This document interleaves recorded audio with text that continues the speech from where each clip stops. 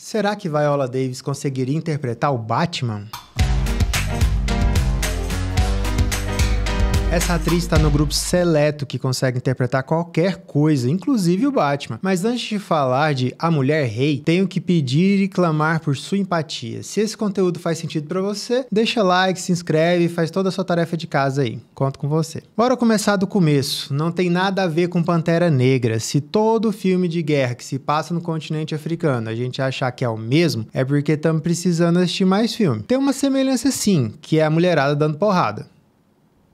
Básico. Em A Mulher Rei, temos uma força especial da Guarda do Rei formada apenas por mulheres.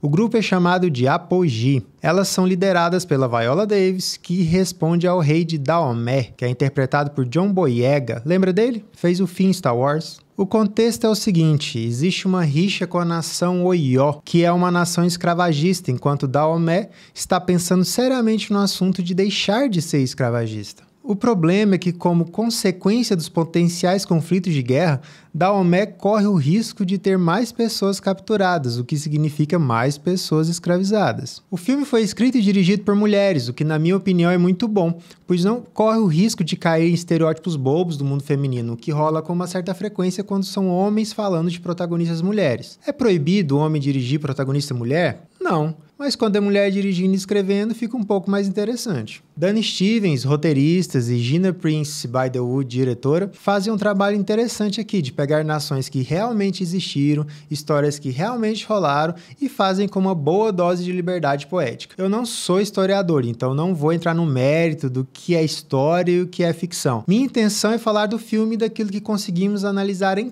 tela. Nada mais que isso. Existem uns detalhes na Força Especial Apogee que acho que são dignos de menção. Vou começar pela direção de arte, que perpassa cenário, figurino, caracterização e tudo mais. As cores que as guerreiras vestem são sempre fortes no azul e no vermelho, principalmente. O vermelho em si aparece no palácio, no quartel delas, no chão, nas paredes e tudo mais. O que dá para perceber é que sempre que estão num lugar seguro, estão cercadas de vermelho. E quando estão expostas, estão cercadas por tons mais claros, tipo areia mesmo. Esses códigos que existem nos filmes não estão lá para você necessariamente desvendar. Estão lá para você sentir. É isso mesmo, seu corpo vai perceber quando estão em perigo e quando não estão. De forma natural, mesmo que você não consiga dizer o porquê você sentiu isso. Uma outra curiosidade, que talvez para você não tenha nenhuma importância, mas para mim é um deleite sobre o capricho nos figurinos. Vocês sabem que no mundo militar as patentes são representadas de várias formas. Uma delas são os riscos no uniforme.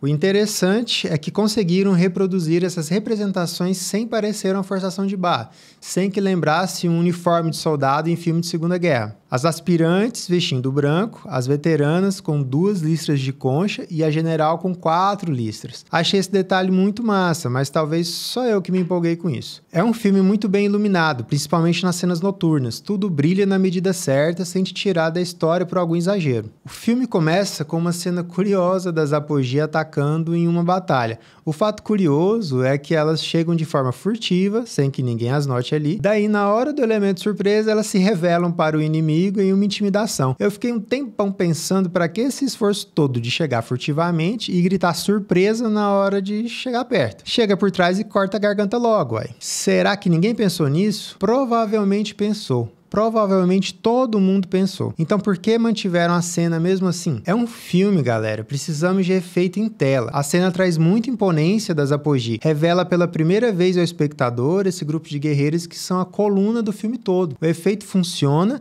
e a gente já fica naquela vibe de vixe, o trem é sério. Além dessa primeira cena, temos outras 2 sequências de batalha. Todas são extremamente bem coreografadas. Viola Davis e suas dublês, eu imagino, não deixam a desejar. São cenas muito bonitas para o deleite de quem gosta de ação. O enredo do filme funciona com 2 jornadas. A primeira é da general, que é a Viola, e a segunda é a Aspira Naui, interpretada pela sul-africana Thuso Mbedu. Aqui a gente tem uma mentora e uma aluna arrogante, com um gênio complicado e tudo mais. É uma fórmula que já conhecemos, não inova aqui. Aliás, como filme de guerra, não tem quase nenhuma ousadia na fórmula. É um filme comum nesse aspecto. Então não vale a pena assistir? Vale sim. Da mesma maneira que já vimos essa fórmula dezenas de vezes e gostamos lá atrás, é bem provável gostar dessa também. O que muda é o cenário, as protagonistas, os fatos históricos e por aí vai. Um ponto interessante aqui. aqui. A história se passa no início do século XIX. O Brasil ainda comprava pessoas escravizadas vindas do continente africano. E tem brasileiro na história falando português e tudo. São interpretados por atores britânicos? São. Mas fica aí o registro, tem brasileiro. Voltando para as duas jornadas que mencionei, da General e da Aspira. O choque delas é o ponto de revelação. Enquanto se julgam, vêm as faíscas, mas quando param para se ouvir, percebem que cada uma tem suas lutas e suas histórias. O respeito mútuo vai crescendo. Tem um ponto de revelação master no filme que talvez seja a parte que menos gostei. Enfraquece o roteiro e parece um capítulo de A Usurpadora. Não chega a te tirar da história, mas vem aquela pergunta na cabeça: precisava? Em uma das cenas de batalha, achei outro ponto curioso. As Apogee vestiam um top em cruz. Provavelmente deve ter um nome para isso que eu não sei. Durante a batalha, somente uma pessoa vestia um top horizontal tradicional. Era a Aspira. Daí minha cabeça começa a ferver. Por que ela tá diferente de todo mundo? Minha primeira hipótese é a seguinte: o top da General também era diferente por conta da patente. Será que o filme está nos levando a entender os laços que elas estão criando? De forma subjetiva, conduzindo nosso subconsciente a receber aquela relação como mais amigável? Minha segunda hipótese é: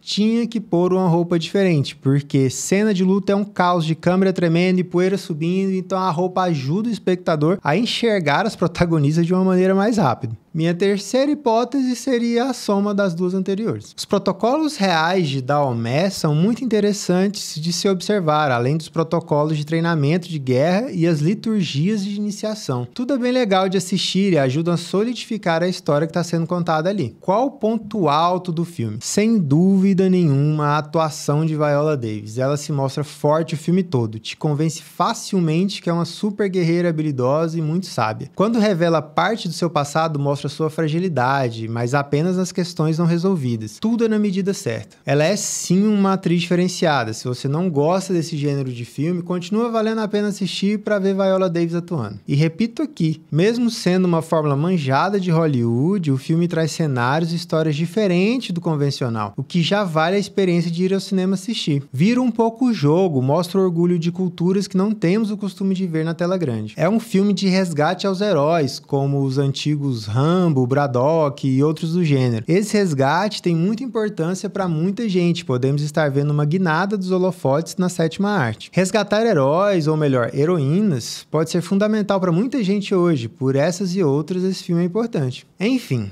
assistam, acredito que não se arrependerão. Lindos e lindas, me conta aí, qual herói dos livros de história já te inspirou na escola? Não vale falar Pedro Álvares Cabral. Na verdade, pode falar, fala o que você quiser, tô nem aí. E se já assistiu o filme, conta aí o que achou. Beijos de luz.